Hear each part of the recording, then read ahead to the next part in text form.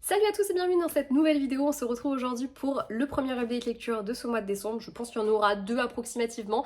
Et oui, elle aurait dû sortir mercredi dernier, mais honnêtement, j'ai complètement oublié de la filmer. Et le mercredi, je me suis réveillée, je me suis dit « Ah, mais au fait, j'étais pas censée avoir une vidéo là !» Bah je l'ai pas filmée. Voilà. Donc vraiment le boulet dans toute sa splendeur. Mais c'est pas grave, mieux vaut tard que jamais, comme on dit toujours. Et du coup, comme je vous le disais, je pense qu'il y aura un dernier update lecture, mais je pense pas qu'il y en ait 3. À moins vraiment que je me mette à carburer en fin de mois, je sais pas du tout. Voilà, mais là je suis un peu, je vais pas dire en panne de lecture parce que c'est pas le cas, mais voilà, je suis pas trop dedans et d'ailleurs c'est le deuxième livre là que je commence qui ne fait pas du tout partie de ma palle de décembre. Je suis pas du tout dans ma palle, j'ai pas du tout envie de lire ce qu'il y a dans ma palle, donc du coup voilà, c'est très con, mais c'est très le cas surtout. Bref, je ne vais pas m'étendre sur le sujet davantage et commençons tout de suite avec le coup de cœur de mon mois de décembre. Je sais d'avance qu'il ne sera jamais détrôné par qui que ce soit.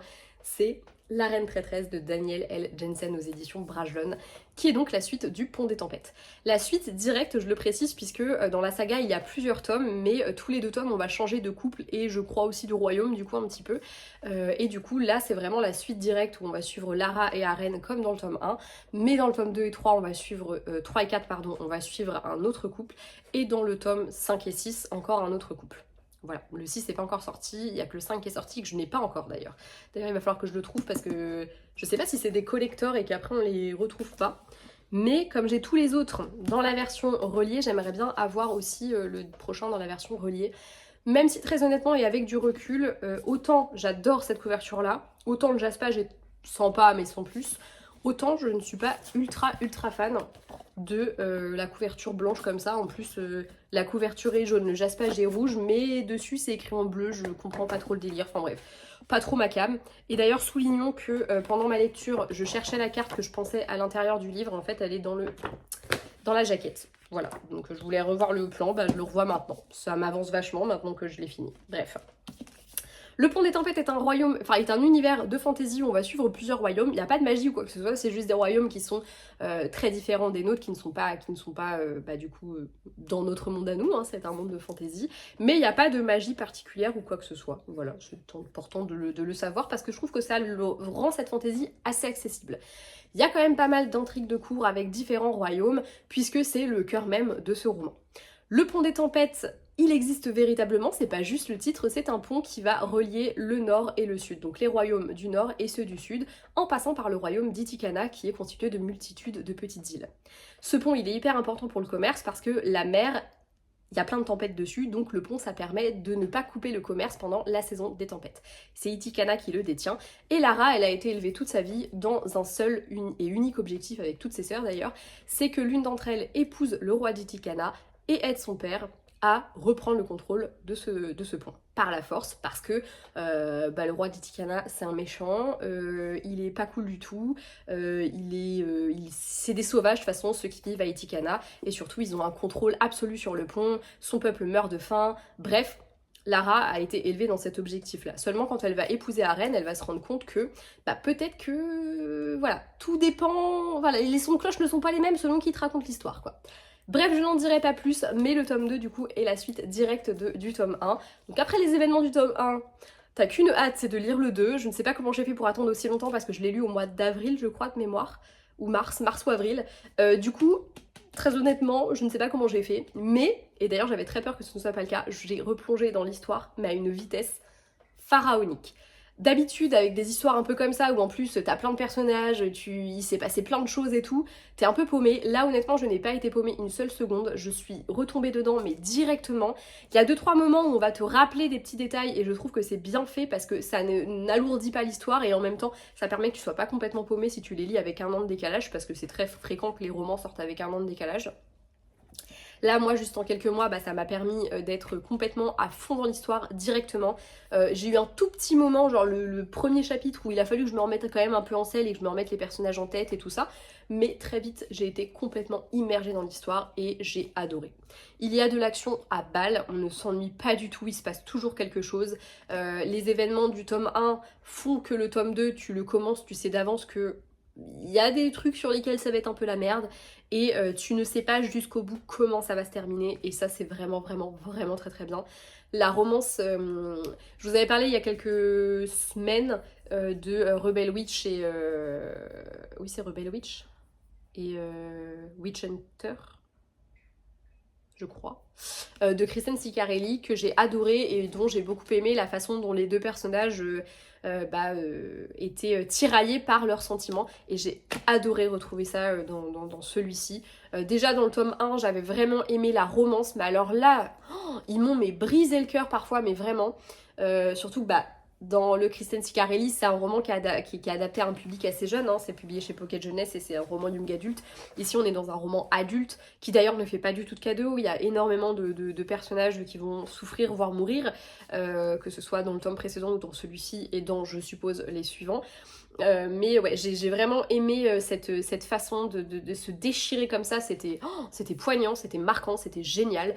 Je l'ai adoré, je pense, autant que le tome 1, voire peut-être un peu plus, et encore, je pense vraiment qu'ils sont kiff-kiff parce que les deux se dévorent. Le livre paraît, il est grand, mais il est pas si gros que ça, et honnêtement, je trouve qu'il est parfait, il est de la taille idéale. Parce que tu n'as pas le temps de t'ennuyer, parce que tu t'attaches aux personnages, parce que leur histoire est intéressante et bien racontée. Enfin franchement, gros coup de cœur, je pense que Le Pont des Tempêtes et sa suite du coup font partie de ce que j'ai préféré lire sur 2025. Je me rappelle encore hyper bien du Pont des Tempêtes, vraiment il m'est resté dans la tête pendant un moment. Et honnêtement, je pense que ça a contribué à ce que j'ai énormément de mal à avancer dans ma pile à lire parce que je voulais lire après, je voulais rester dans des univers de fantasy, mais j'avais tellement peur d'être déçue que je me suis dit non, il faut que je lise autre chose en fait. Et comme dans ma pile à lire j'avais prévu pas mal de fantaisie, là je suis un peu comme une couillonne parce que je sais d'avance que ça ne sera pas à la hauteur de la Reine Traîtresse et du coup je n'ai pas envie de me lancer dedans et d'être déçue. Donc du coup je lis d'autres choses. Voilà, mais j'avais pas forcément prévu le coup dans ma palle, d'où le fait qu'à partir de janvier, les piles à lire feront 15 livres, comme ça j'aurai beaucoup plus de marge de manœuvre et franchement, j'ai trop hâte.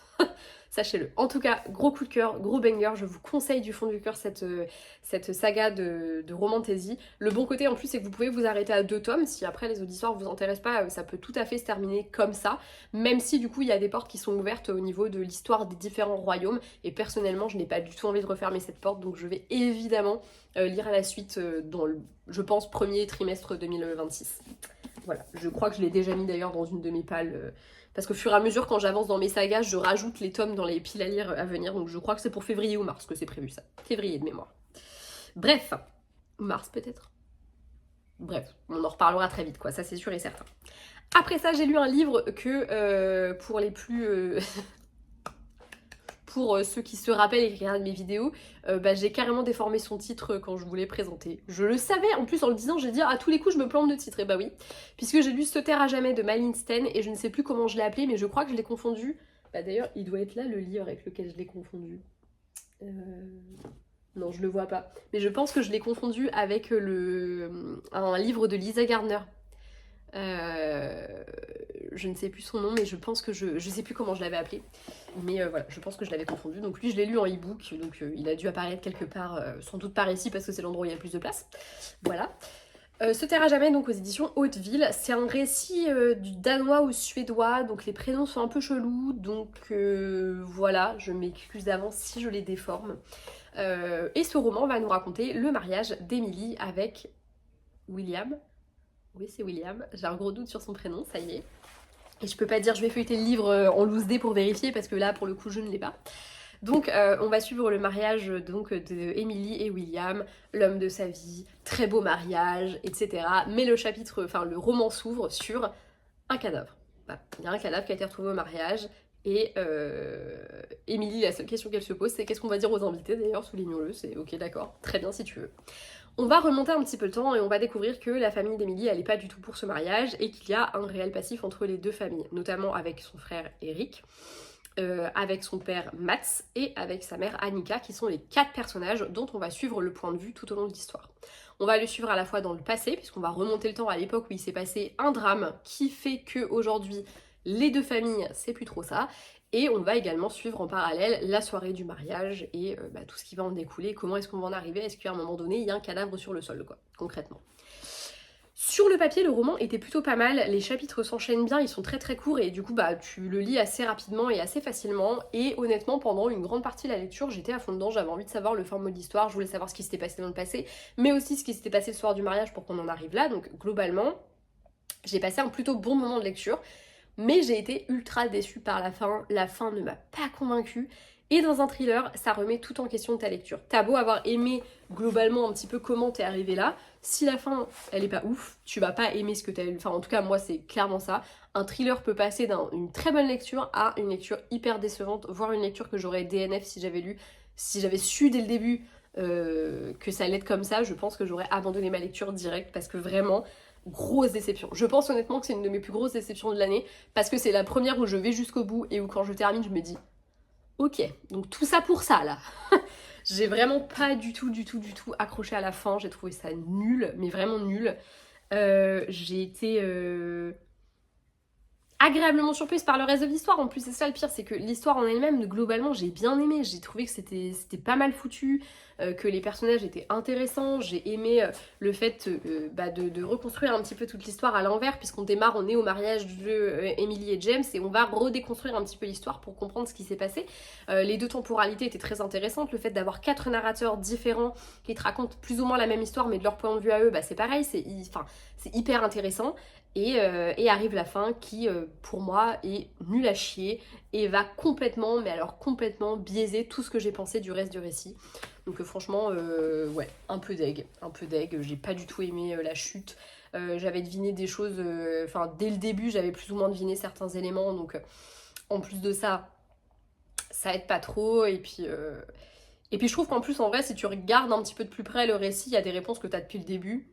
Et je trouve un peu dommage la façon dont sont amenés des indices qui ne vont pas être utilisés après. Enfin bref, pour moi c'est un mauvais thriller, en tout cas j'ai pas trop aimé. Dommage parce que la construction est très intéressante et le récit est hyper addictif, on a envie de connaître le fin mot de l'histoire. Mais voilà, révélation niveau 0. Donc ce n'était pas pour moi. Je vais pas m'étendre sur le sujet, j'aime pas parler pendant 10 plombs d'un livre que j'ai pas aimé. Surtout que là en l'occurrence, moi la chute ne m'a pas plu, mais j'ai vu des avis très très bons sur le livre où la chute en a convaincu certains, moi pas. Voilà, chacun sa façon de voir les choses, hein, je le dis à chaque fois, mais un livre qui ne m'a pas plu à moi pourra très bien vous plaire à vous, il n'y a pas de raison. D'ailleurs, je serais hyper curieuse si vous l'avez lu, que vous me donniez votre avis, surtout si vous l'avez aimé, si vous êtes du même avis que moi, bon on va plutôt être d'accord, mais justement si vous l'avez lu et que vous l'avez adoré, n'hésitez pas à me dire en quoi je me plante. Mais voilà, non, moi j'ai pas été très contente de cette lecture. Et c'est peut-être pour ça d'ailleurs que j'ai autant apprécié la suivante, qui est Notre Petit Secret de Rosenet aux éditions Hugo Thriller. Avec du recul, je me dis ouais, il est pas si dingo que ça, mais celui-ci, il a eu le privilège de me surprendre. À l'inverse de Se taire à jamais, où l'histoire dès le début commençait plutôt rapidement et les choses s'enchaînent et le temps que tu fasses connaissance avec tous les personnages, tu t'es pris dans l'histoire. Celui-ci, il est un peu plus lent à démarrer, on est dans une salle d'interrogatoire puisque Angela est interrogée. Une femme a visiblement disparu, on ne sait pas trop ce qui lui est arrivé, elle s'appelle Saskia, cette femme, et Angela, elle a un lien avec elle puisqu'elle est l'ex-petite amie d'HP, le mari de Saskia. Voilà. Ils ont un lien particulier qu'on va petit à petit retracer puisqu'Angela va dire clairement à l'inspecteur que s'il veut savoir ce qui est arrivé à Saskia, il faut remonter beaucoup plus loin, il faut remonter, puis si elle veut comprendre vraiment le lien qu'elle a, elle, avec eux, il faut qu'elle lui explique toute l'histoire. Et l'histoire, elle remonte à l'adolescence, quand elle a déménagé dans la ville où vivait HP, où elle l'a rencontré. Voilà. Du coup, on va retracer un petit peu tout ça, on est dans un huis clos, on est dans cette salle d'interrogatoire avec Angela qui raconte son histoire à l'inspecteur. Donc le début, il est hyper lent. Au début, t'as juste une ado qui raconte qu'elle est assez solitaire parce que ses parents ont toujours déménagé un peu partout, qu'elle a jamais eu trop l'occasion de se faire des amis, qu'elle va rencontrer HP, qu'ils vont devenir amis, et puis après ils vont tomber amoureux, et puis après il va se passer ceci, et puis cela, et puis cela. Et au début, tu sais pas trop où est-ce que ça va t'emmener. Honnêtement, moi, pendant toute une partie du récit, je me disais, je sais pas trop, j'avais un peu de mal à cerner Angela et à savoir trop où me situer par rapport à elle. Je savais pas si je devais la voir comme vraiment une suspecte. Est-ce qu'elle est là parce que peut-être qu'elle a vu quelque chose, parce qu'elle est assez proche de la famille? Est-ce qu'elle sait des choses? Est-ce qu'elle est là parce qu'on la soupçonne? Il y a tout un moment au début où tu ne sais pas trop où est-ce que ça va te mener, et petit à petit, tu comprends de plus en plus Angela, il y a des choses qui se passent où tu te dis ah ouais quand même, ok d'accord, et puis tu vas retracer toute son histoire. Et moi vraiment il y a eu des fois où je l'ai vraiment prise en pitié et où vraiment j'avais des émotions hyper à vif dans la poitrine, des émotions qu'elle a dû ressentir, et je trouve que c'est vraiment bien foutu de ce côté-là. La fin m'a eu parce que il y a un... Il y a un peu un retournement de situation sur un retournement de situation, et du coup il y a eu un moment où je me suis fait avoir et où je savais pas trop, et puis bah à la fin t'as quand même ta réponse, hein, tu sais quand même vraiment ce qui s'est passé.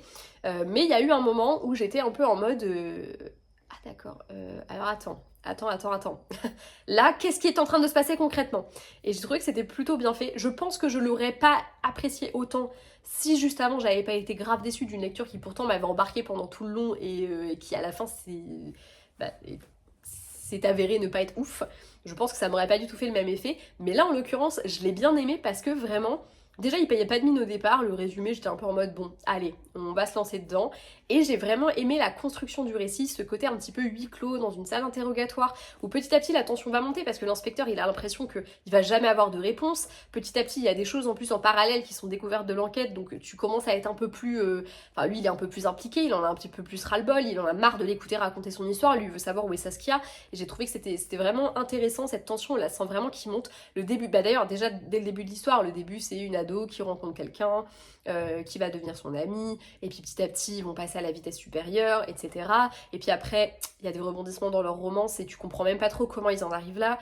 Et là d'ailleurs c'est des moments où ça m'a un peu brisé le cœur parce que vraiment j'ai trouvé que... Enfin ça m'avait vraiment touchée et heurtée en pleine poitrine, de voir la façon dont elle a pu être évincée de certains trucs comme ça. Bref, c'était vraiment une très très bonne lecture que je vous... Enfin une très très bonne lecture. Une bonne lecture, avec du recul je me rends bien compte que je pense que je l'aurais pas autant aimé si j'avais pas été déçue du précédent. Mais globalement, ouais, j'ai trouvé que c'était plutôt sympa et la construction était assez intéressante. Même si vous vous faites chier sur le début, je vous conseille de poursuivre un peu la lecture. Le personnage d'Angela est hyper difficile à cerner et c'est ce qui est hyper intéressant. J'aime beaucoup les récits comme ça où on va être du point de vue de la personne qui potentiellement est suspecte, parce que tu ne sais jamais si tu dois prendre pour acquis ce qu'elle te dit.